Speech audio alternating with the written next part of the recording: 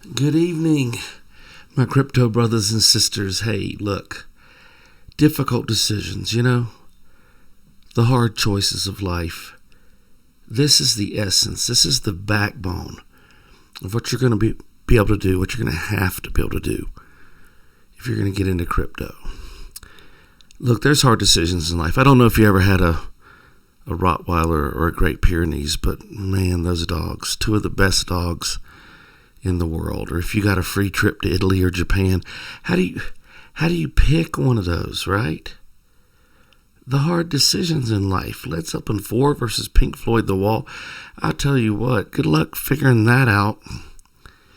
We're going to talk about hard choices tonight. We're going to have some fun. I'm going to show you my portfolio. I'm going to talk about how I made those decisions and hopefully help some of you folks figure out the path that you want to be on, because we're all different. Let's jump over to this. Good evening, Dr. Chef. This is Dr. Chef's Crypto.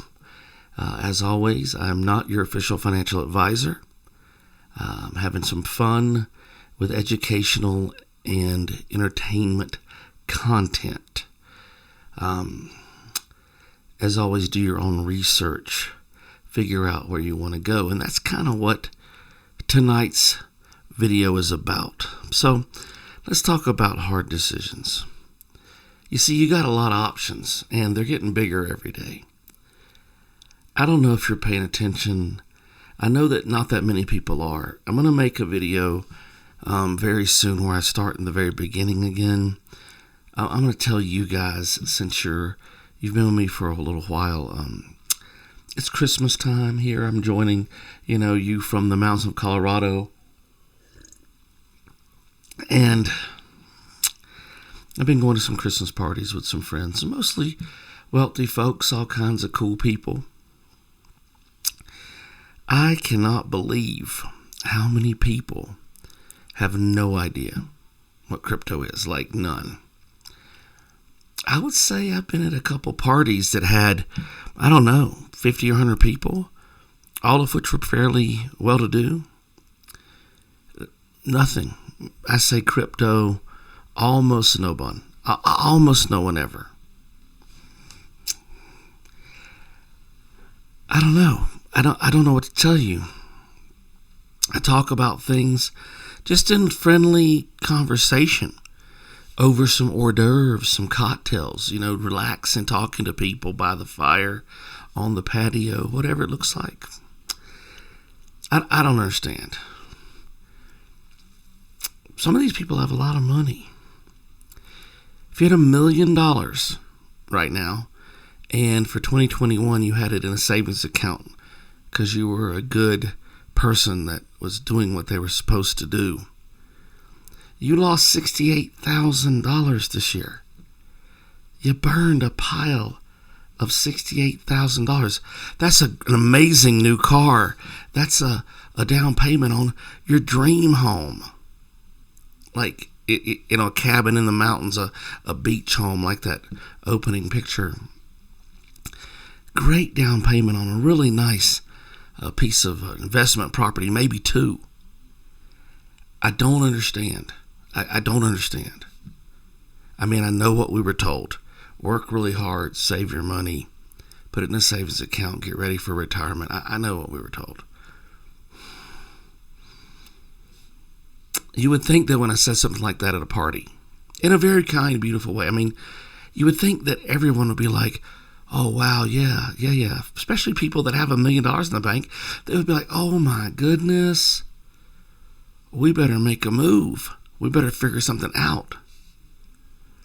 I don't want to lose 6-8% a year. I thought I was making money in my savings account. Hard decisions, You want to pull that out? Sure, absolutely. You have a bunch of money sitting in a savings account. You're just losing money right now. Nicest bank account in America is getting 0.5. Listen, let me just give you some straight up facts. Simple, easy facts. Okay? We'll just start with that. Bank accounts make from 0.01 to 0.5%. Most of them make about 0.1%. The really good ones make 0.5% interest. Look at your bank account, look at your savings account, look at what the number is. It'll probably be 0.1, 0.2, could be anything from 0.01 up to 0.5, if you get interest at all. That interest is being offset by inflation, which is 6.8% currently, headed to 7, probably already is. As I'm speaking, we probably already broke 7. You're looking at 22 being this ravaging psycho inflation called hyperinflation. You're losing money fast if you're not making more interest than inflation. Okay, well, your bank account's probably making 0.1, possibly even 0.5%, but probably 0.1%. So you're probably losing 6 to 7% right now on your money. If you're invested in something better, like some kind of really nice IRA or 401k, or some kind of really cool plan that you were told to do by your giant corporation, you may even make 5%. You may make 5%. If you're invested in some really great funds, I think the best funds in America right now are pulling down 10, 12%. You might make 10%. At the very least, if you're invested heavily in a fund making 10%, at least you're beating inflation. Congratulations. At least you're beating inflation. You better check it. Just check it. Find out. Am I sitting here losing money when I could be making money? Okay. The crypto space in the last year, overall, all of it combined together in general is about a 2x. And that's from the little bit lower points to a little bit higher points, not the very highs and the very lows. I'm not even talking about somebody that catches the really deep lows and catches the really great highs. I'm just talking about a general person who FOMO'd into some random crap a year ago. 2x. That's like the dead minimum. That's 200%. 2x is 200%. Okay, 10% in an awesome fund, 0.5% in a bank account. You can stake crypto in a safe environment for 10%. You don't even have to do anything. But if you did some investing in crypto over the last year, you made an average of about 2x, 200%. Now, I've done a little bit better than that, okay? So if you're paying attention and you're studying, I've had some 2x's and some 5x's. I've had some 7 and some 10. The best I've done so far is a 20x. Okay, I'm working on my 100x plan. Don't worry. You'll know all about it when it happens. But I've pulled down an average of probably, I don't know, let's call it 10x. Well, that's 1,000%. Heck, let's call it 5x, right? I haven't sold a lot of it yet. Maybe some of it will go down and stay down. Okay, let's call it 5x. That's 500%. I got 0.5 in a bank account. I got 10% in an awesome fund. I got 500% with crypto if I'm paying attention. I'm not 100% sure why everybody at the parties I went to for all the Christmas parties looked at me funny. I'm not sure why. When I said, oh, crypto, blah, blah, blah, I'm not sure why. People get stuck in a mindset. You know, like iPhone cameras. Okay, yeah, iPhone's awesome. Yeah, I get it. They had some of the best original stuff. But the iPhone's not the best right now. Everybody that knows anything about cell phones knows iPhones aren't the best phone. If you have an iPhone and you're mad at me right now, even if it's the brand new one, go check out, I'll just give you an example, Galaxy 21 Ultra.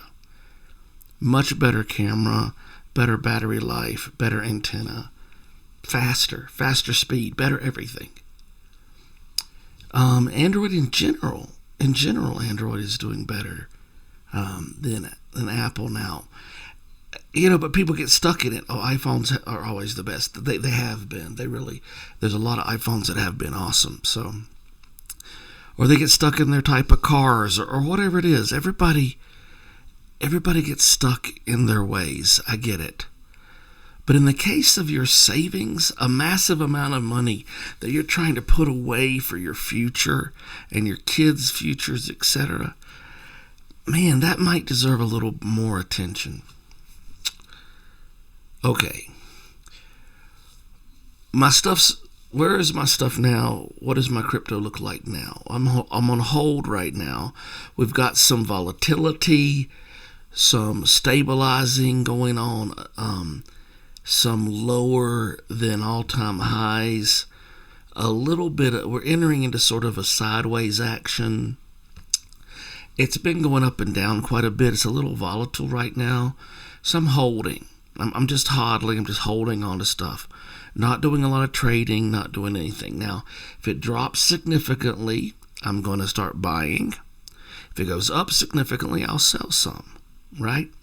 Right now, we're sort of in that 40K range where it's not super bad, but it's not super good. It's kind of like not so good. In this case, I just hold, okay? That's why we're not going through a lot of charts tonight and talking about a lot of trades to make.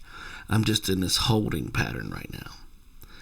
But I don't mind showing you. I don't mind showing you what I'm holding and how that works and how I made those decisions. You're going to have to make decisions. Let me say, there's too much. There's too much going on. The NFT space has become almost immediately stupid. Now, I'm not saying there's not a ton of money to be made there, and I'm not saying God bless the people that do it.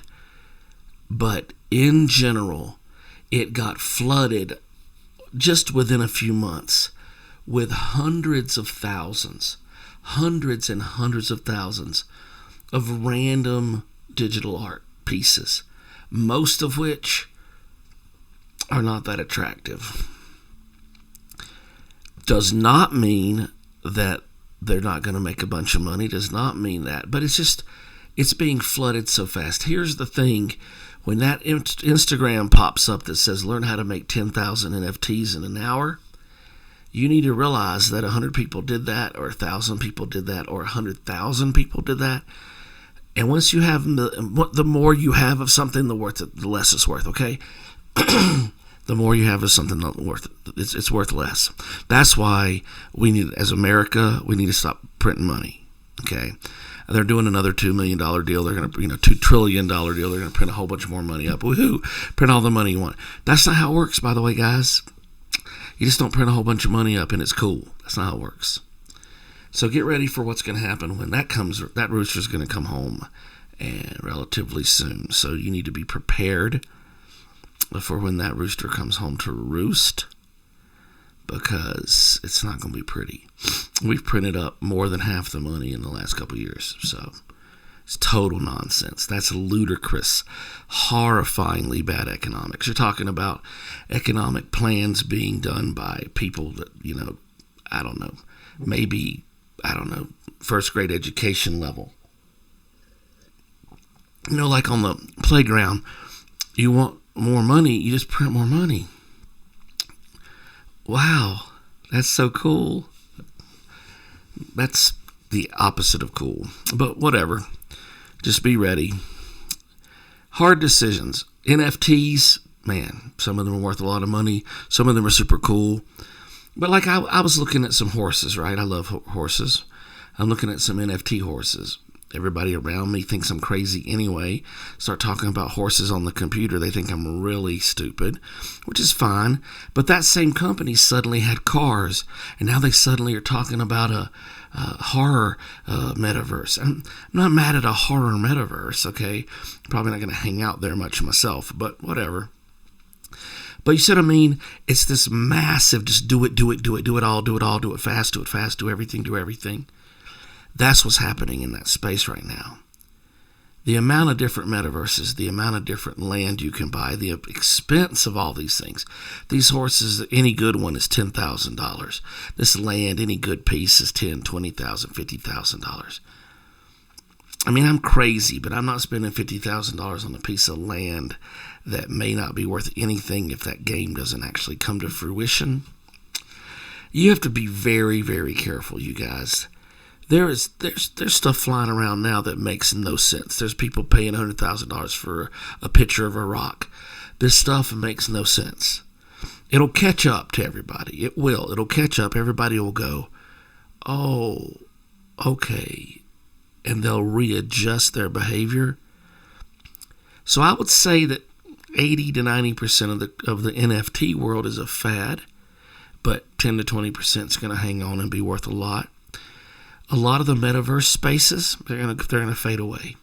They're going to blow up. People are going to spend a ton of money, and then they're going to fade. It's hard. It's hard to understand. It's hard to make decisions. And then if you just want to do crypto, period, what are there, 3,000 cryptos right now? I mean, there's probably 200 or 300 cryptos worth looking at. That's going to take you years. And by the time you finish, there'll be 100 more. So you're going to have to figure out what you want to do. Look back at some of my early videos about the different types of investors and people that get involved in crypto spaces, like crypto crazy versus crypto cool. I have a video about that. And just figure out where you're falling. I want you to make money and be happy. I don't want you to just jump into something and put a bunch of money on something that's not going to matter. So it's tough. It's really, really hard. If you stick with the really big names like Bitcoin or Ethereum, you're not going to make as much money, but you're also not going to lose as much money. I don't know. That type of concept, that's really up to you and your psychology. What I do is a little bit of both. Let's take a look. I'll show you. Let's take a look. And I'll give you kind of a walkthrough of what I chose and why. We'll go here. This is my current portfolio. I got tracking. I blew this up from a spreadsheet, so it's a little grainy. Sorry about that. This is my current tracking. You see that giant chunk of blue? That's Ethereum. And we're going to talk about the different ecosystems at the end of this video. I got a big chunk of sheep. Now you can tell right there that I'm not sane, right? Because that's not a portfolio that makes a lot of sense. I've got a giant amount of a very stable, very old school coin and a large amount of a, completely random sort of coin. But here's the thing. I got Shiba pretty long time ago and saw some really big gains. So I'm hanging on to it. I'm going to see what happens because it could, it could give me another 10x or 20x before it's over. So I've already made a lot of money off of Shiba Inu. So that's just the way that is. That was a gamble play. Why is it such a big slice of the pie? That wasn't the plan. It was smaller than the smallest slice of this pie when I got it. That's because it grew that much. I did not buy that much Shiba Inu. It grew like that. It was a tiny little sliver experiment. It was smaller than the smallest piece of the pie on this graphic. And now it's the second largest piece. That's good. That's a good thing. ETH also exploded. That was not the biggest piece of the pie originally. It exploded. So I got some real good returns off of ETH, much more than I thought I would. So I'm hanging on. Matic is a good friend of mine. Polygon. We'll talk about ecosystems in a minute. But look at those things. Let me explain something. The hard decisions contain some really big, overarching, difficult decisions. And one of those is if you're going to focus on a particular ecosystem or a particular area. So you might focus your energy on the metaverse or gaming or NFTs or decentralized finance, DeFi. or cryptos that you like the projects. I do quite a bit of research, and you can look back at some of those earlier videos. I really like Ethereum. I like the Ethereum blockchain. I like how it works, and I realize the gas fees are ridiculous. I realize that Ethereum would be destroyed if it didn't change, but as everybody knows, they're not stupid, and they're going to change. My guess is that there's going to be a really big set of upgrades in Ethereum 2.0, changing all the systems, making the gas fees go way down, fixing all the problems, speeding up the system. And because they're the backbone of so many other things, like the NFT world, for instance, like the metaverse world, in many, many ways, they're the backbone. I think that it's going to be huge. I think it may even be bigger than BTC eventually. Now, Matic, Polygon, is related to Ethereum, you see. That is a protocol that helps speed up transactions on Ethereum. It's kind of a helper for Ethereum. You'll notice I have a Uniswap on here, which is a swap under Ethereum. Right? I've got Mana. Mana's Decentraland. Decentraland being built and being utilized through Ethereum. So you can see that this is an Ethereum blockchain based primarily, but an Ethereum ecosystem chart.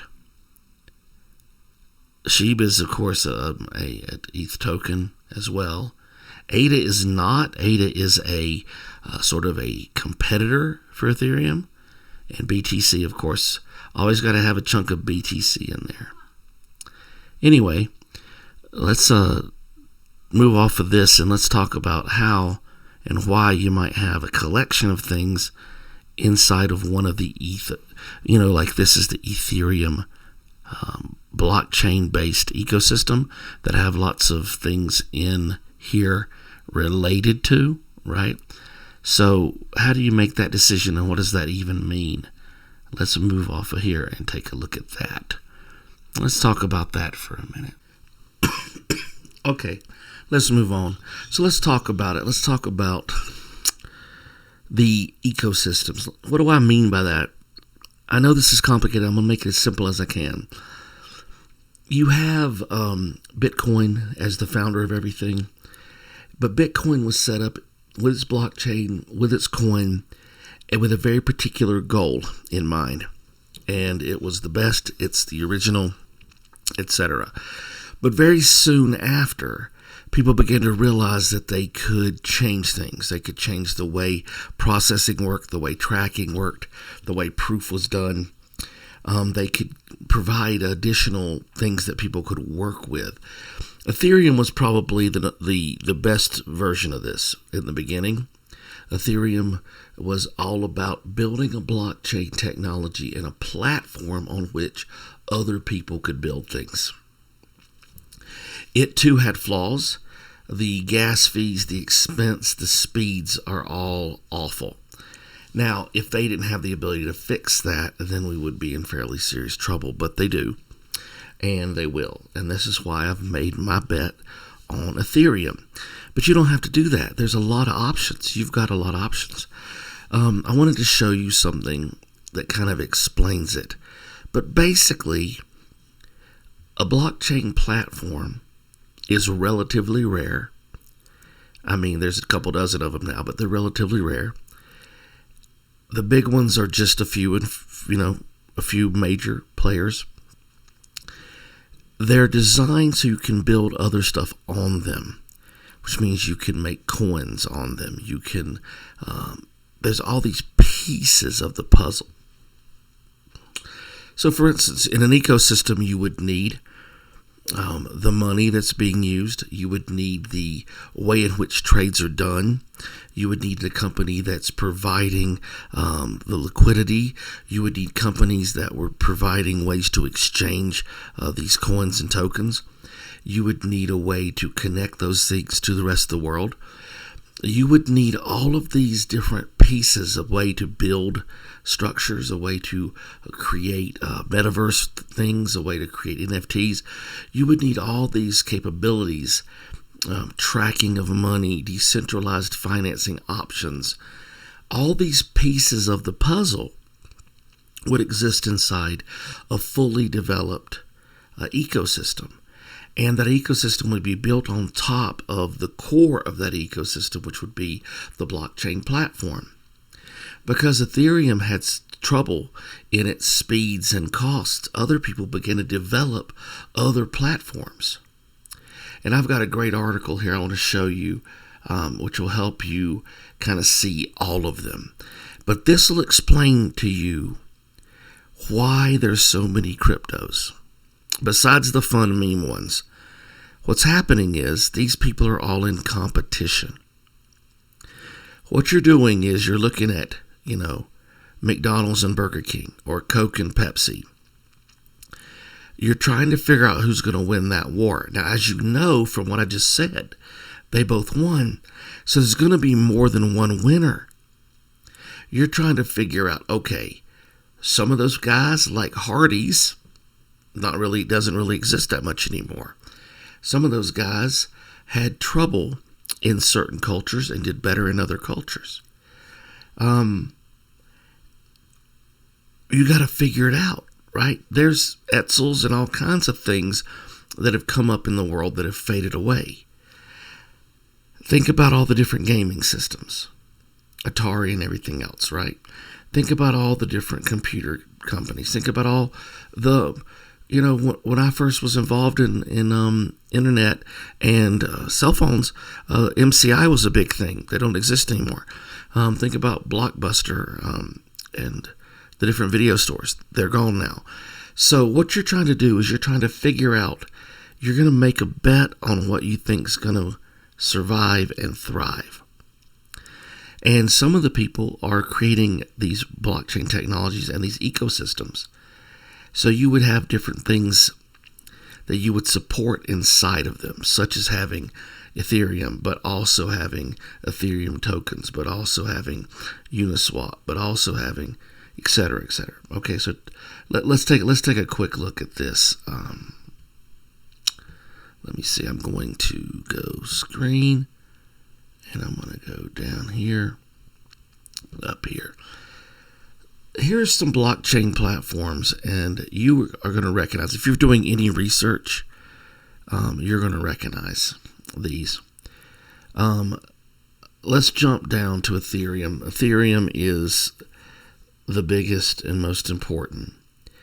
You've got wallets built on Ethereum, such as MetaMask. You've got swaps and exchanges built on Ethereum. You've got entire sections of the ecosystem that are just dominant. Things like, where you would trade or how you would create NFTs. Almost all the NFT trading is on Ethereum. It is a very, very big deal. And almost everything that we're doing currently is based on it. But there is a lot of competition, people that are trying to do things better. Stellar is a big one. You've probably seen Stellar. They have a network, a decentralized database. They're open source. You're creating coins. You have ledgers. You have multi-currency transactions. Tezos you may know about, but this is an open source blockchain that can evolve and upgrade. Very cool stuff. The ledgers, the way they're tracking everything, the self-amendment concept, the on-chain governance, delegated proof of stake. So they've got improvements. Tron is one that a lot of people have talked about. Tron is a lower cost option. It's they call it a lightweight architecture. In other words, Tron can move quickly. It can develop quickly. You could utilize it quickly. It is multi-layered, and it is actually very effective. You'll see a lot of people talking about Tron. Hedera Hashgraph, this is a one that I've recently studied the asynchronous Byzantine fault tolerant. I know this stuff all sounds completely insane, but one of the things about it is how fast it is.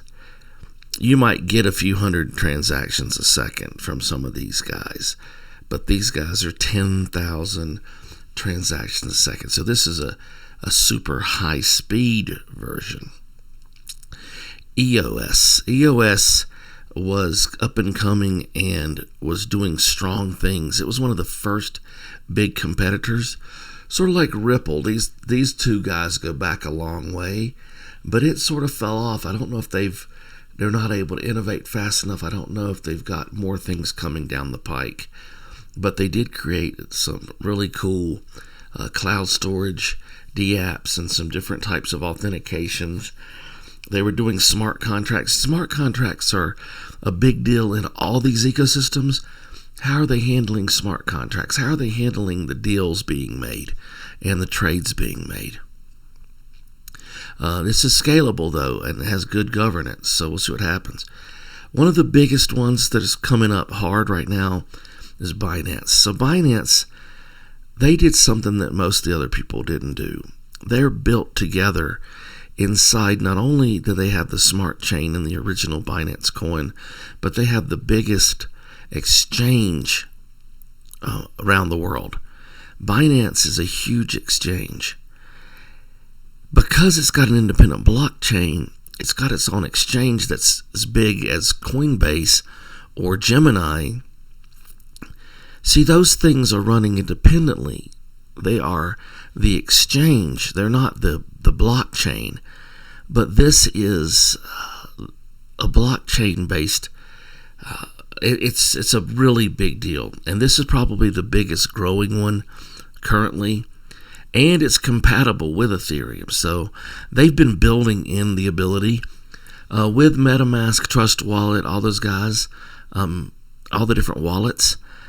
A lot of them are Ethereum based, and Binance has been coming along behind and trying to get involved. Sometimes that's very hard to do, to bring a Binance coin into an Ethereum wallet, but they've been working those problems out. And when they do, they're going to be dealing with a compatible blockchain as well as a trading platform that's directly connected to Ethereum.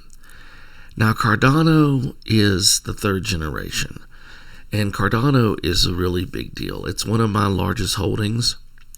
The ADA coin is the operating coin for Cardano. They're using a proof-of-stake platform with their own blockchain with the ability to create not only smart contracts, but nodes and wallets, and to do things that can even help countries. One of their focuses, the focuses of Cardano, is Africa, and they're trying to get the monetary system developed in some African countries that's going to be, universal or international. Think about it. You know how you have your money for your country, and there's an exchange rate, and if you're in a smaller country or a less world-renowned type of country, you're going to have a lot of trouble with your monetary system.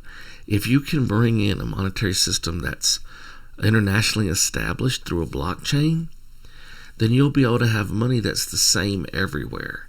And your money will stabilize. It won't be like printing cash inside some strange third world country. It'll be like we have this blockchain-based money that everybody can understand. So this is a scalable, sustainable, interoperable. It can operate between multiple systems. Interoperability is a very big deal with Cardano. So I'm a big Cardano supporter. Polkadot blockchain protocol allows various blockchains to run independently in one network. This is what you would call it's a collection connecting all the different blockchains, which is a brilliant idea. Do you see how this all evolved? You got one, then you get another one, then you get a little bit better one, then you get a little bit better one. Now you got bunches of them, so you start to try to connect them together. This coin is called DOT. A lot of people heavy into DOT. I myself am not, but that's only because you have to make these hard decisions. That was a very hard decision because I really want to be into DOT, you guys. But you got to make, your decisions. And this framework will pull together Ethereum, Bitcoin, all these other blockchains. They have a great security model, totally transparent on-chain governance. I mean, this is amazing. Solana is considered one of the biggest competitors for Ethereum. They're up and coming, and because they have a very low cost and they can be created at various levels, they're very scalable. And this platform is off the charts, guys. 50,000 transactions a second, generating new blocks every 400 milliseconds, 200 different validator nodes. This thing is rocket speed. I mean, hyper speed. And this is why so many people have, been investing in SOL, SOL. That's the coin for Solana. Once again, I have some in another wallet, but I don't have enough SOL, and I have to make these hard decisions. But if you ask me for a backup for Ethereum and Cardano, something else, SOL would be the answer. This thing is so fast and so cheap. If Ethereum hiccups and falls apart, or Cardano stalls, Solana's about to take over the world. So just mark my words on that one. Polygon's a blockchain protocol that's being connected to Ethereum. This is helping Ethereum speed up. They have Ethereum compatibility. They have a lot of security and interoperability with Ethereum. The way in which it works, it amplifies. It amplifies Ethereum. It's also a multi-chain system, similar to Cosmos, Polkadot, Avalanche, and more. It can identify and use different systems, but primarily Polygon has been used to amplify and speed up Ethereum as we wait for the 2.0. So they have a really good relationship. Neo is the Chinese one that some people are betting on. If China comes around, Neo could be a really big deal. It's a smart contract system and a digital asset. It could be a really big deal. Cosmos is Cosmos is a lot of people's favorite because it's a decentralized network. It's basically independent parallel blockchains that are all kind of in this network. So it's scalable, it's secure, it's modular. They're in control of all their own stuff. They're open source. Algorand is another one. They're building all kinds of stuff on Algorand. Proof of stake consensus mechanism. Secure, scalable, fast. Yeah, consensus level security. This means that they have an arbitrary number of malicious users. Basically, they can hold them off. They can create, through a decentralized Byzantine agreement protocol, they can create a significant secure system. Anyway, there's more. There's IOTA, there's Avalanche. People love Avalanche. They're developing all kinds of scalable solutions. They're totally decentralized. They're amazing. There's Algorand. So you probably recognize some of those names, Algorand, Avalanche, right?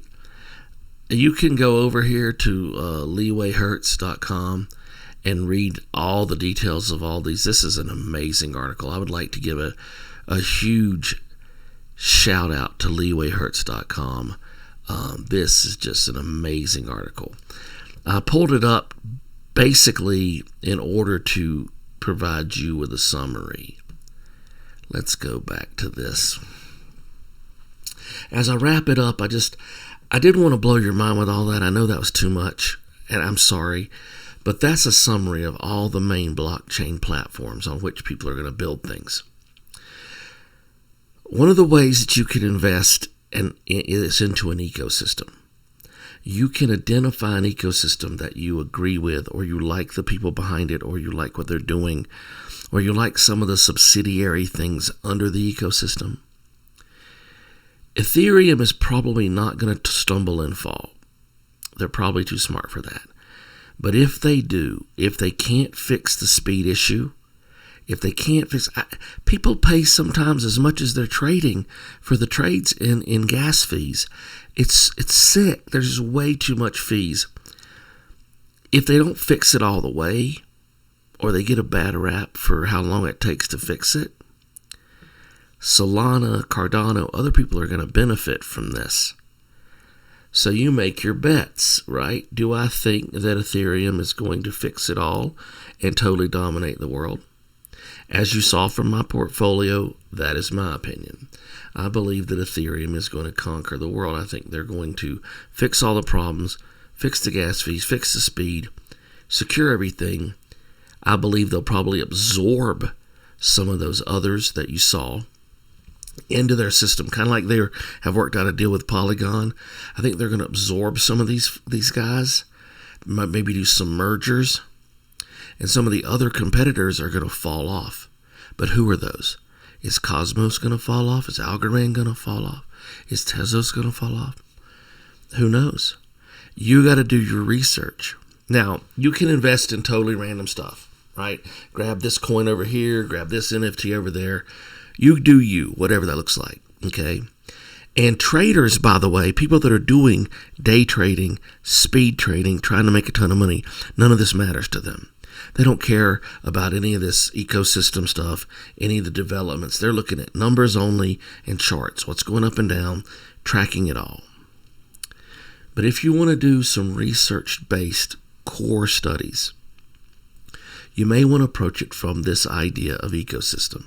And you may want to pick one and then support some of the things that are being developed on those ecosystems. So, blockchains, I know it's all hard, guys. I know it's crazy. But this is all about hard decisions. My personal decision was to support Ethereum. I've got a bunch of other stuff too, like Cardano. Cardano is sort of my play on trying to help the world and an Ethereum challenger kind of a thing. Ethereum, along with Matic, Mana, etc. So in other words, I want to get into, this is my last word. This is my train of thought.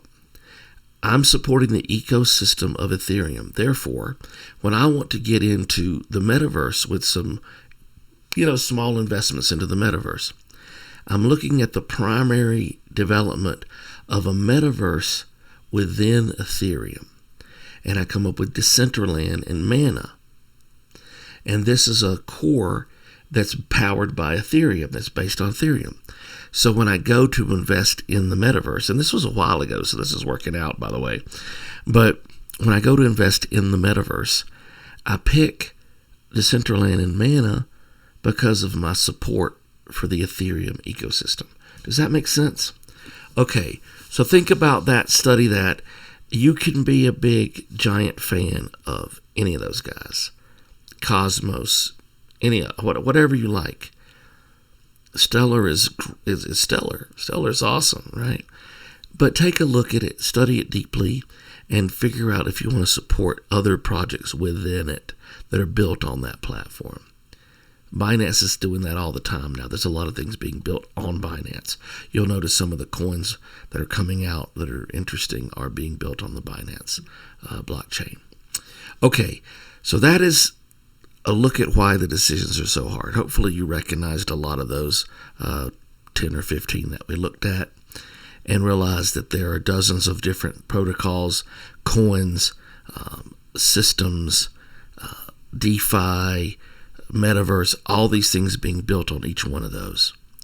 And that sort of explains why there's so many coins and how you can approach it and kind of, put on some blinders and focus a little bit, right? You can do that by, focusing maybe on an ecosystem. All right. I know this video is long. It's about hard decisions. I had to get it all out there. Have a great evening. Please like and subscribe. Send this out to your friends. People need this information. Please share. And I'd really appreciate that. Hope it all helped you out a little bit. If you have any questions, email me at drchefscrypto@gmail.com or put a comment below. Thank you very much and have a fabulous evening.